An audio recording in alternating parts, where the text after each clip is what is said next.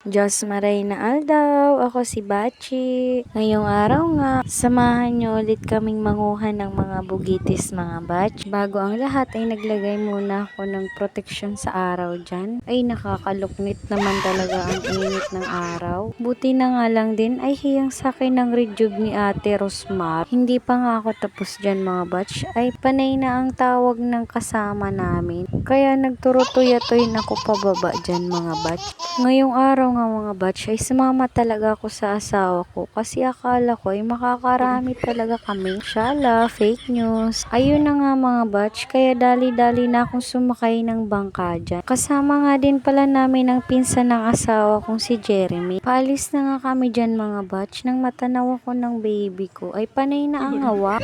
Makakaway naman ang batchy nyo. Kala mo naman kasama sa pulat blue. Nagsagwa na nga si Jeremy dyan papunta dun sa pagpipwestuhan namin mga batch. Ang spot na yun naman mga batch ay hindi naman gaanong kalayuan. Nakakatuwa nga mga batch kasi nang bumaba ang tubig ay lumutaw na ang dakulang bato. Kaya para na siyang isla dyan mga bat. Oh, tangalog niya naman si Bachi. Nang makarating nga kami doon mga batch ay naging display lang ang Bachi nyo sa araw. Ay kabog na lang talagang naging daing dyan ang Bachi nyo. At naging tagahawak na nga din ng bangka. Sabi ko na, hindi na talaga ako sasama. Kabog na lang talagang naging pabigat ang Bachi nyo. No.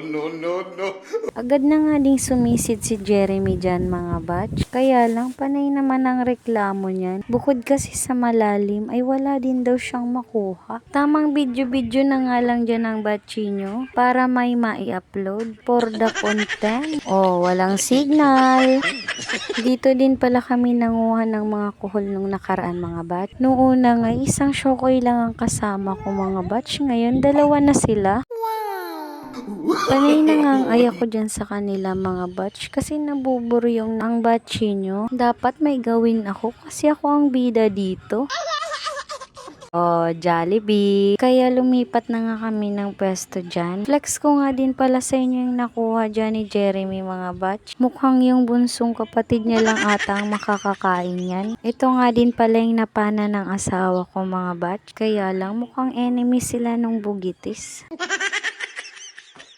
Mga 5 piraso din pala yan mga batch. Hindi na masama, may pang-ulam na talaga mamaya. Maya-maya nga ng konti ay umalis na din si Jeremy. Sakit na daw ang tenga niya.